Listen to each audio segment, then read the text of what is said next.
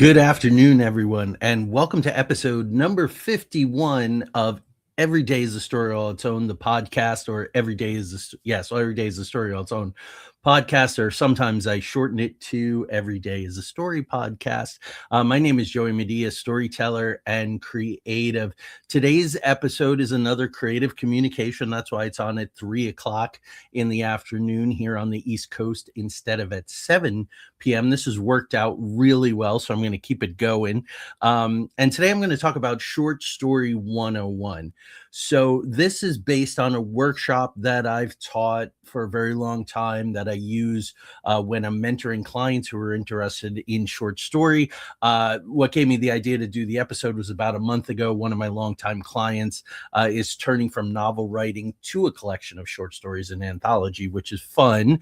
I have one of those out there, the Icarus Continuum, and it got me thinking, hey, I should do an episode on this. So here we are. So quick roll of the intro. We'll come back and we'll go through it.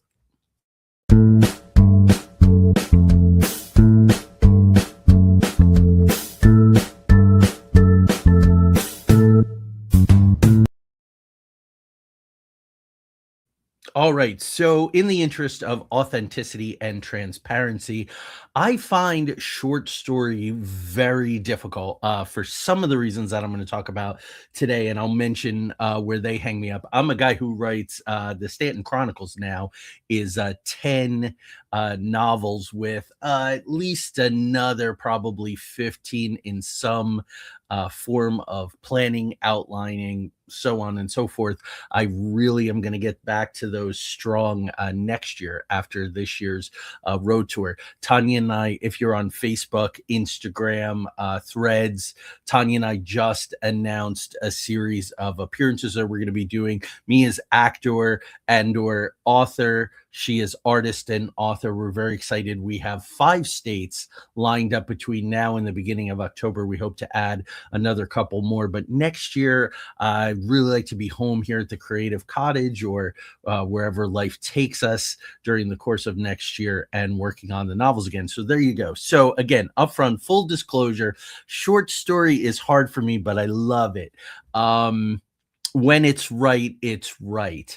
So, what is a short story? Let's start there. Well, it's a piece of fiction that has a unity of impression and that can be read in a single sitting. Okay, not bad. That's the writer W. Somerset Maugham said that. So, somewhere between 1,000 words and 5,000 words. Of course, there are modern flash or short stories, which might be 250 words to 1,000 words. Then, of course, the short story 6 words attributed to Ernest Hemingway, For Sale Baby Shoes Never Worn, tells you everything you need to know. Completely elegant. The 6-word short story has been used, or the flash short story has been used in a lot of interesting places. My friend Rob at Visit Enid is running a campaign now where you can do a 6-word story about your love of Enid, Oklahoma. I absolutely adore Enid, Oklahoma.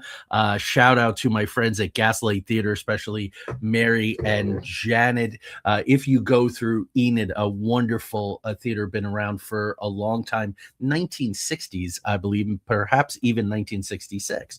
So what is this unity of impression that W. Somerset Maugham is talking about? Well, it's just what it sounds like. It's developed by Edgar Allan Poe. I'm wearing a t-shirt with Poe today. One of my favorite short story writers, possibly one of the greatest of all time. All of the elements in unity of impression flow into the main idea or theme. They simply have to.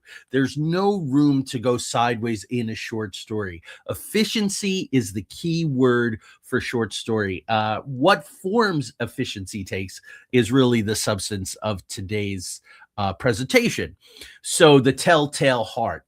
Just look at the Telltale Heart. Look at any of Poe's unreliable narrator stories, very character centric, which I'm going to get into more, and you will see this unity of impression at work. Why? The novel is a canon. it hits hard and it does, widespread boom, it's bound to hit something. It keeps throwing things. You can go on tangents. Stephen King does it all the time, especially in his early novels, say Salem's Lot.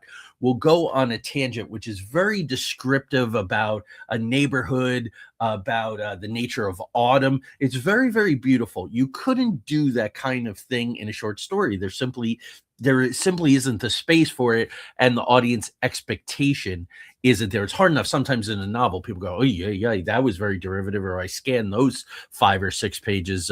Charles Dickens would go into great, great detail about someone's vest, but there was no television, there was no radio. Books were very expensive, and when you bought a book, you wanted it to last a good long time. This is not what we were doing here in short story. Novel is a cannon, short story is a rifle, carefully aimed unity of impression. Now, the short story is a largely American art form, a much larger percentage than in other countries. Most, not all, of the 20 authors that I have with examples of their work that I highly recommend you read, like with anything else. Great that you're here. Great that you're watching this. I hope you watch it numerous times if you're really serious about learning short story and it's very helpful to you. But that said, they're mostly American authors on that list. And that list, that link is in the description for you. That will take you to my Joey Medea storyteller.blogspot.com, where those articles and another 130 some are there as well. So, who were the early writers? Of course, Edgar Allan Poe, who invented the detective story, Nathaniel Hawthorne, Washington Irving. Another shout out, as you guys know, I do Chautauqua, a Chautauquan who I've been able to work with a few times. Very excellent. John Anderson is portraying Washington Irving at Tulsa, Chautauqua tonight. So, any Tulsa, Chautauqua friends watching tonight, have a great show. Wish I could be there. So, how the short story writer starts and ends, how you make your money. The Tanya and I are watching Mad Men now, and selling a short story was a very big deal. In Breakfast at Tiffany's, the George Papard character sells a short story. It was a good way to pay the bills for novelists as they were trying to sell their novel, which would be a really, really big purchase, or to get a track record. So Harlan Ellison, who may or may not be a little more modern writer, another very great short story writer. While I think of it, if he's not on that list of recommendations, I don't think he is. So short stories, where do they come from? Well, oftentimes they draw on the author's own experiences, such as Stephen Crane's The Open Boat, Red Badge of Courage that Stephen wrote, which is a novella or short novel, also based on personal experience. They could be extending from that very character focus, such as Willa Cather's neighbor Rossiki. And these are all definitely in that list that I put up there. Or it could be working through a problem, a tangled situation, or it could revolve around a theme. The theme, the brief paraphrase of the story, is basically your theme. So, fate does not discriminate. Human power is nothing against death. I would say here, even though the short story is so much smaller than, say, a screenplay or a stage play, or certainly a novel, I think you can still apply Mamet's move from a lie to a truth to give that short story an arc. Now, it's not as steep, as broad, as startling an arc as you would have again in a novel or in a screenplay, because there simply isn't room. And with the unity of impression, sometimes they take place over the course of a day or a few days. So you're not going to get a lot of growth. You're not going to get a lot of character change unless something really startling happens. And you need that. You need that really punchy action. You need those powerful events, those circumstances, those plot points, those beats, however you want to call them. And I'll talk about that more as we go along too here. You just ask questions as a writer, as you do with anything else. Just ask questions to help shape your idea. After all, writing is a series of choices. You're going to have to make a lot of choices about what you're going to leave out. Short story is great practice for leaving stuff out, for being as succinct as you possibly can be. So it's a great exercise for all kinds of writers, even if you don't want to do short story seriously. So the story. This reminds me of, I believe it's Mark Twain wrote someone a letter and said, "Sorry for the length of the letter. I didn't have time to write a short one." Short story is revised many times, many, many, many, many times. You can afford to do that because it is certainly a lot shorter, a lot more manageable.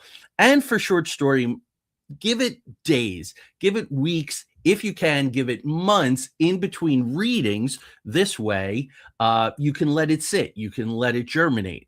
You're going to change. Therefore, the story's going to change. That's a wonderful triad where the piece of work is the mediator. That actual text is the mediator between you as writer, the story as expressed through the text on the page, living on its own. So I definitely think that that's the way you should work. At least a week, 2 weeks in between revisions. You'll be very happy. Give it a try and see what you think. So, what are the elements of short story? Well, they're the same as all the others. It's just all a matter of scope and scale. Of course, characters.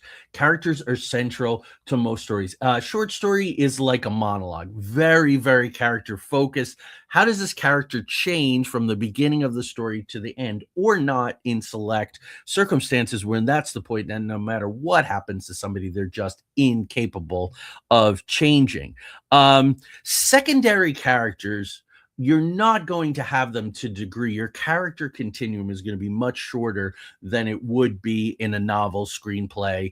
As I often talk about the character continuum, you can go back and look at those episodes. Secondary characters are still used, like in all the other art forms, used to show aspects of the main character or help demonstrate binaries and dualities. I just did a show on binaries, triads, and mediators, so you can go back and check that out. That wasn't that long ago.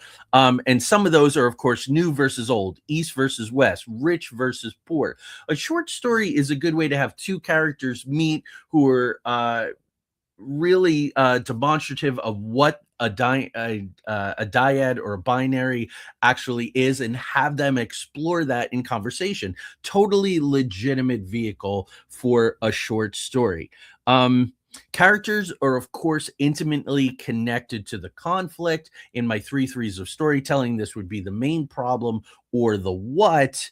And here are the ones I learned these in high school and then relearn them in college. And I think about them all the time. They could get you thinking, because you could write a short story to try each one of these out as an exercise, so they become important for that reason, for the starting out or young short story writer or short story writer who's looking to go to new places. Person to person, often a hero and antagonist. I just talked about that, the binary. Human against nature or fate, such as Crane's Open Boat again, The Old Man in the Sea, Ernest Hemingway. Human against self, psychological or moral. Human against nature or fate, not a short story, but of course one of the most famous novel lengths, Moby Dick. And Human against self, which is the psychological or moral, also great material for a short story like Guy de Maupassant's The Inn. Also in The Inn, the place is key. So think of the three threes of good storytelling: beginning, middle, end. Uh, who, where, what, the characters, the place, and the main problem. And then, of course, circumstances, conflict, and climax. So, place could be a great, you wind up in someplace new. You've been waiting to go on vacation. You get a mysterious note to go to this strange house. It's basically an inciting incident. All great inciting incidents to take a character, put them in the place, and how does that place work on the character? Great exercise for circumstances, and it could create a really good short story like de Maupassant's The Inn. Here's a different way that you can do characterization, and again, this will work for anything, novels. But again, to think about this a lot for short story. Direct, the author tells you the details. So a short story could be first person, could be third person, up to you, omniscient narrator or not. But direct, the author will tell you the details. It's a very, very efficient way to go. Or indirect. That is what the other characters think of your main character. A little harder to do, but a terrific exercise, and really shows your skills as a writer if you can pull it off. The details of the character's appearance or actions. Oh, we walked into a room and someone commented on that. I'm thinking that Roald Dahl, the great writer, and I have the omnibus of all of his short stories, does a great job with indirect character descriptions. It's great, great, great, great. If you want to learn good character description, read Roald Dahl. What the character says, of course, right? Action gives character, action demonstrates behavior. What a character says will tell you about that character, and whether or not it bears out, whether they're telling the truth, whether it's full of subtext, sarcasm, that will bear out. But that's another way to let us know about the character. And then, of course, what the character thinks. This is the psychological story again. Fascinating. Hemingway's Now I Lay Me or Catherine Ann Porter's The Jilting of Granny Weatherall. Go and read those and you'll see how this psychological aspect works. And of course, how the character behaves in a situation. Behavior is character, which I always teach for playwriting and for screenwriting. Very, very important idea. So the character, what they do, how they look, what they physically do, that kind of behavior, as opposed to the psychological behavior, which may or may not be in conjunction. So it's good when they're not. That clues Poe's unreliable narrators are full of all kinds of contradictions. I've been thinking so much about contradiction. I recently read Tim Curry's Vagabond, which is excellent. And I quote from it numerous times in the second edition of Every Day is a Story All Its Own, which should be out in the next couple weeks. I'm doing the final polish now. I have about, I think I have 27 pages to do tomorrow. And then it's just a little bit of formatting and then getting all the technical stuff ready for the publishing, the actual publishing aspect. So I'm excited about that. But I quote from it, and Tim Curry talks about the contradictions in himself and the contradictions in the characters that he plays. And that is brilliant. I am absolutely full of contradictions. I think most creatives, especially those who strive to be authentic. Now that sounds like an oxymoron. That sounds like it doesn't conjunct. But if your contradictions are authentic and they're out there, they're legitimate, depending on the temperature, the time of day, the company that you're keeping, your frame of mind, then those contradictions come into play, and they can be very frustrating for people, but they can be very interesting from a character point of view. I can feel Tanya nodding her head and going, "Oh yeah, they can be difficult." Yeah, that's how. So the plot, of course, short stories have a plot. It's a more truncated plot. You can still do it as a 3-act. There's no reason why you can't. If I can do a 1-hour escape room in a 3-act model, where no plays or very few plays or screenplays are only 1 hour, then you can certainly do it. Again, it's all a matter of percentages. It's all a matter of proportion. You can adjust that. And I've talked about that quite a bit, I think, on other episodes and in the book. So the plot, the action, the main action, which moves from problem to complications, which add the tension and suspense. There are some wonderful short stories that check those boxes, tension and suspense, to climax, the point of highest tension, the end of the rising action. So just like Freytag's graph, the dramatic draft, it works still the same way. You have the inciting incident, which moves from the problem, which occurs. This has to happen right away in a short story. You just don't have time to mess around. They're going to be in the weeds almost immediately, psychologically, physically, however that manifests, to the complications, the tension and suspense, to the climax, point of highest tension, end of the rising action, right, in Freytag's graph. to the solution, the denouement, which is French for to the untying, the falling action, or the resolution, whatever you want to call it. The story, of course, ends quickly after the climax or at the climax. In that way, it's like a TV show or a short film. Especially, oh man, if you watch movies from the 1950s, 1960s, early 1970s, when the story is done, it's done. They roll the credits. All right, let's wrap and get the hell out of here. Sometimes it can be stunning. Wait, whoa, that's it. Or you're watching the clock. Tanya loves, she's figured out with TV shows, most like 48-minute TV shows from the 2000s, that the fourth act is the last 8 minutes of the piece. And she's gotten really good at that. So when you're watching it and you're looking, you go, how the hell are they going to resolve this? That's it. That's the quickly ends after the climax. So there's a rich history of that across storytelling modes. The beginning and end are usually the hardest to write because you have to get in quick, you have to get out quick. My good friend Bob Teague, who served as a writing mentor for a series of projects that we were doing, audio dramas we were writing that have taken other forms for each of us now, used to say, get in late, get out early. That's that same thing. So short story can really help you with that. You don't need a lot of exposition. You don't need a lot of setup. It creates a lot of mystery. It creates some of that tension and suspense that's going to add to the complications during the conflicts if you don't give it all away. And TV is great for that. Oh, what the hell is going on here? They're right in the midst of something in the cold open, right? So the material before the titles, the cold open, and then they'll say 24 hours earlier or something like that. A nice little device. Short stories have these different kind of devices too, and I will get to that. Beginning and ending, again, usually the hardest to write, where, which is interesting, it's usually the big act two for plays and for short stories and for novels where you can really get lost in the wilderness. So the short story, because you're in such tight parameters, it's really almost impossible to wander. So that whole anybody could write a good first act one doesn't necessarily apply as often to the short story. So the short story, because of its brevity, introduces all major elements, that unity of impression, quickly, efficiently, and again, it wraps fast. So if you are really malingering, your story is at the end, cut that. Take a week or two, put it aside, come back and try to trim it, get out.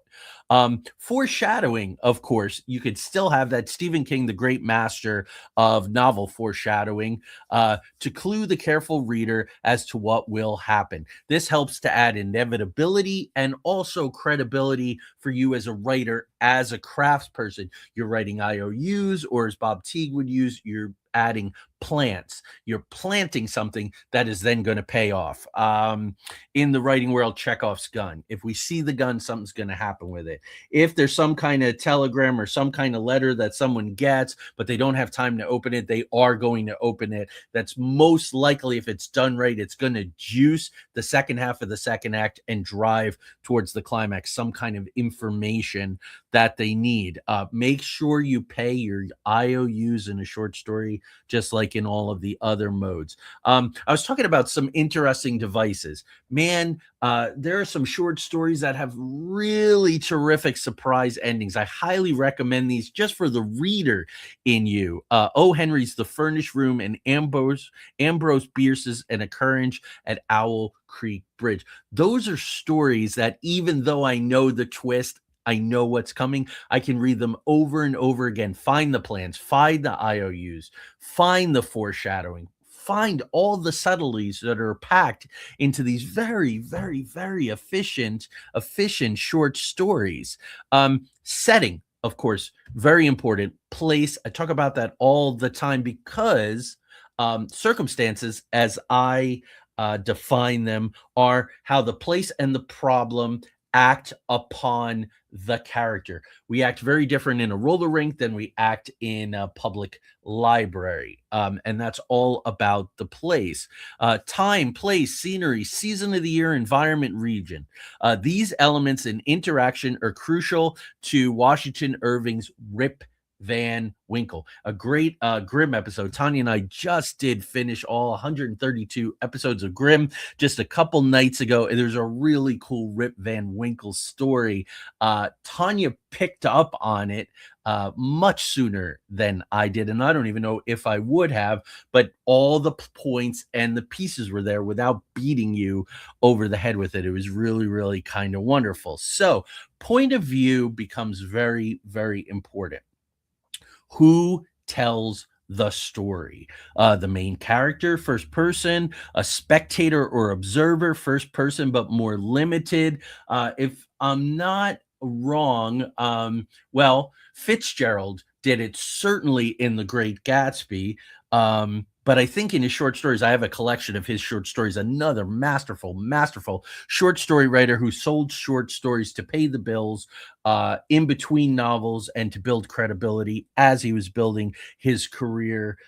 It's a wonderful time period, complicated, a lot of wonderful tropes with the Yaleys and the Harvards and all that kind of thing. Who tells the story? Main character, spectator, or observer? That's a wonderful exercise for you to do. I encourage you to do that. Or the author, third person, omniscient, or limited. So you have those choices there. I don't talk about a lot about second person. I don't particularly like it. I think it's very hard to do. And because very few people do it, it's not organic for a reader. There's a disconnect there. It causes some dissonance. That's simply why I don't talk about it. You could do stream of consciousness. Story takes place in the mind of the character, in the mind of the author. There's a high, high amount of symbolism, which I'll talk about in just a little bit.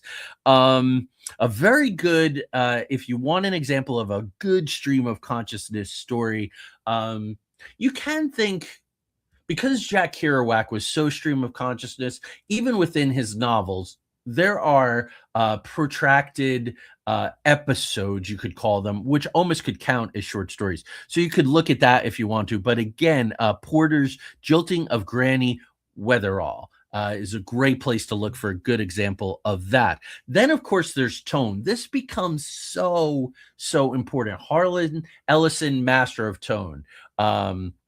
Edgar Allan Poe, absolute master of his face is disappearing there. Sorry, who's getting this in 3 weeks. Sorry, but I looked down and Poe's mouth was gone. It was his eyes and his neckerchief. It was a little weird. The tone, the author's attitude towards the material will come in tone. Harlan Ellison, I had to walk away from because sometimes the author's tone really sort of intruded. But as brilliant as he is, sometimes that got to be a little much. But the author's attitude towards the material, humorous, loving, sarcastic, ironic. Also, the mood of the piece, the attitude of the characters towards what's happening. Are they afraid? Are they excited? Are they skeptical? Are they bored? Are they frustrated? Are they angry? And also the atmosphere, the overall emotional quality, gloom, horror, lightness, bewilderment. There's some great, I have some terrific, I'm just such a fan of vampire stories. I'm just such a sucker for them. And I have ones that go all the way back to the 1800s, some of the earliest serialized ones, Varney the Vampire, Castle of Otranto, stories like that, where the gloom, the horror, are really, really exciting. This kind of Lord Byron sort of stuff, Polidori's The Vampire, really fun stuff. So if you want to do that kind of thing, you want to do that really tropey, but very hooky and very, very neat sort of classic Gothic atmosphere. Those are the guys to read. Read some of those early vampire short stories. Now, a short story, these things are not shallow. Okay, so I don't think that you could say, oh, a novel is the Mariana Trench and a short story is a puddle. I'm not going to say that at all. A short story could be very rich in meaning. It could go well beyond the surface, go very, very deep. If we're just seeing the tip of the iceberg, there's still a lot of light iceberg below the surface. But this takes practice. This takes applying everything that I've talked about so far. Rich in meaning beyond surface events, it gives the intellectual, such as detective stories, right? Sherlock Holmes, Arthur Conan Doyle, the great purveyor of detective stories, short stories, although he also wrote some really wonderful paranormal, supernatural short stories. I have several collections of his like that. And that makes me think of guys like Arthur Machen and Algernon Blackwood, people like that. Wonderful short stories in the horror genre. Pleasure gives the reader new insight or understanding. There's no reason why you can't have an aha moment at the end of a short story. 2,000 words, you could be crying like a baby. You could be absolutely shocked. You could be, wait, what? Or absolutely in amazement. And some of these practitioners, again, check out those 20 that's on the list, and then some of the others that I've mentioned in the course of this show, because I'm always reading and learning. My tastes change.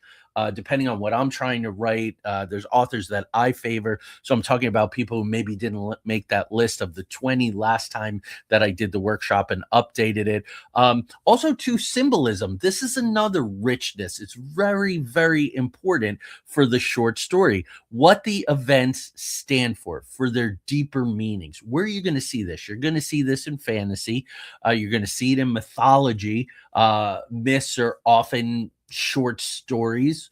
Um, Just So Tales by Rudyard Kipling. These are short stories, mythological in nature, how the elephant or how the rhinoceros got his horn, how the camel got his hump, how the rabbit got his ears, so on and so forth. Certainly, fairy tales, which are short story genre. So there you go. So some of our oldest stories, not everything is the Epic of Gilgamesh.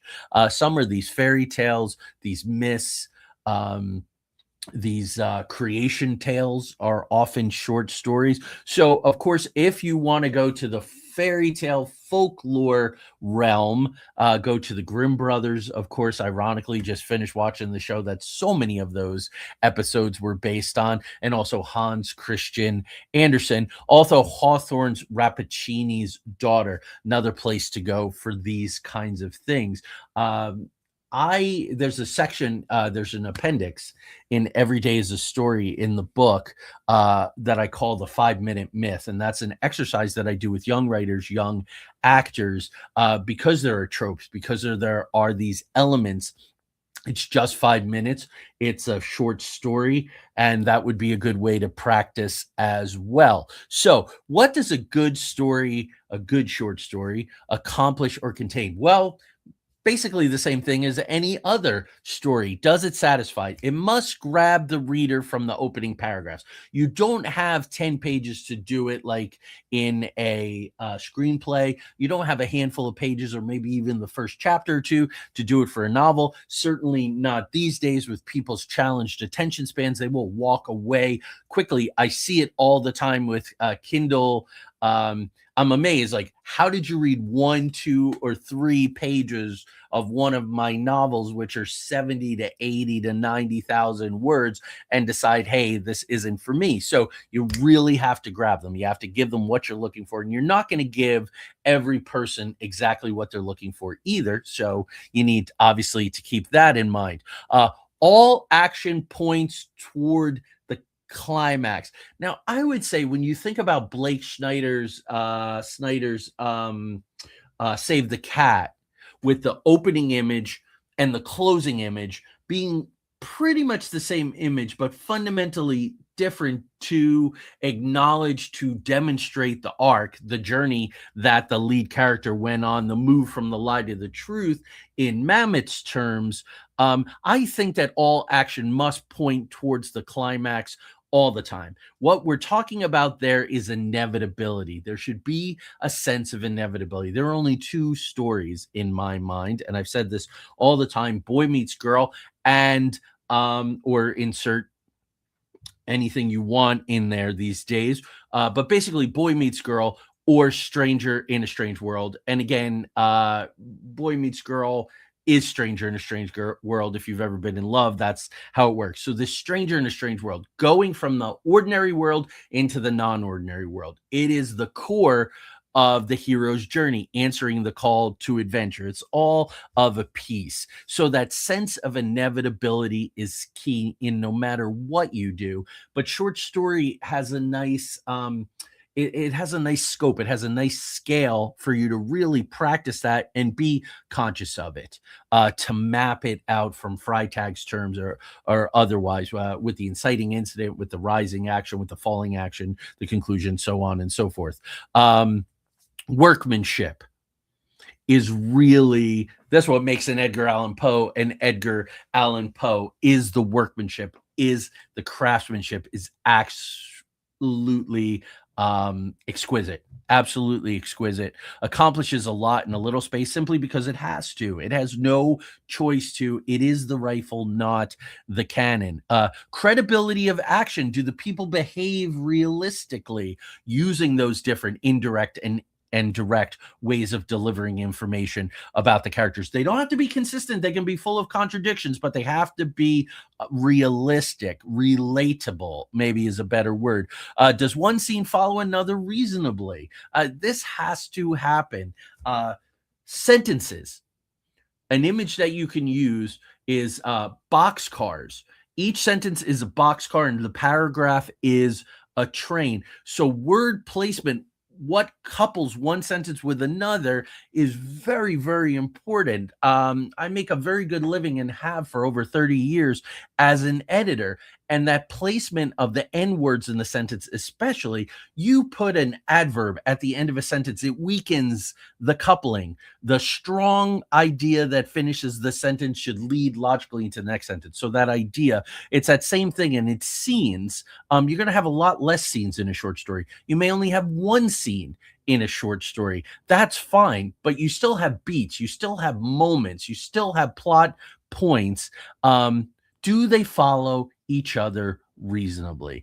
And also, no coincidences, no tricks, no cleverness, which is damn hard when you're working, with Ambrose Bierce's Occurrence of Owl Creek Bridge or O. Henry's The Furnace Room.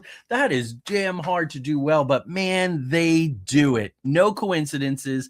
Everything is logically planned out. The plants are there. You can find them. It's like an M. Night Shyamalan movie. Maybe you miss them along the way. Once you know the code, you can go back and you go, oh man, how did I miss that?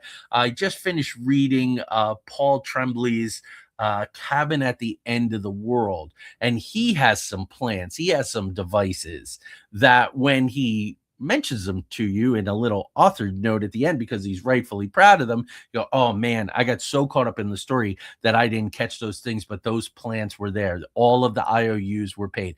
Pay your IOUs. No Deus Ex Machina. Short story is not the place for Deus Ex Machina, God out of the machine, quick fixes, a little bit of magic, or it was all a dream, or any of that kind of nonsense. In other words, don't meddle in the events as the author. Let them unfold organically. How do you do that? Have a very good, very strong theme. Let the characters speak to you. Short story is a great place for characters to shine, to tell their story, to give a little glimpse of themselves. I think that's why I'm going back for the first time in probably almost a decade to F. Paul Wilson's Repairman Jack series. And he did so many short stories and anthologies of Jack after he stopped doing the novels. And that's a wonderful, wonderful way to keep in touch with the character, let them shine, eliminate different aspects of them. And it's fun. Short story can be very fun, very frustrating. It seems like with anything writing, anything worth doing creatively, they have to stay in balance. Fun and challenge, fun and challenge. But I hope that this episode will give you the tools to do this. I know it went pretty quickly. It's only 38 minutes today. That's fine. Got done. Don't need to waste your time. Next 2 weeks, I have two artists that I've known for a long time. Jim Smith, who I met while I was in college. So I've known him for a very long time. And my cousin Danny, who I've known since we were little kids, 50 some years. Both very accomplished artists, very different kinds of work, but both illustrators. Excited. And then Tanya and I have our tour. We're going out on the road. We're doing some cool things for a couple of weeks. So I'll do some reposts. The reposts have been working out extremely well due to algorithms and gatekeeping and different things. They tend to do much better than the live shows, which is really interesting. So I'm going to repost my interview with Josh Stout, the painter, the most popular episode that I've ever done. Josh is rightfully beloved, very cool guy, especially if you're into the old west. He's humble but so wise. And Pendentium, his recent second visit, which was a month ago already. So that video is coming down off of Facebook day after tomorrow. So I'll get those up and then decide what else we're going to do. I think I'm going to come back during the summer and in the fall, because we'll be on and off the road. So it's hard to prep correctly for guests. So what I might do is I may do a couple paranormal things. I may do an Into the Outer Realms episode. This whole nonsense about everything is demons. Tanya and I heard it when we were doing field work as investigators for hauntings, and now it's in the whole UFO thing. And so I think I'll try to unpack some of that. So that's an episode I'll do. But here with the Everyday is a Story, I think I'm going to do some of my favorite, like must read in certain genres or things like that, which will help you get better at what you're doing by reading the best. So thank you for joining me today, or probably most likely after the fact, which is great. And have a great day. And I will see you next week, 7 p.m. regular time with Jim Smith, Illustrator.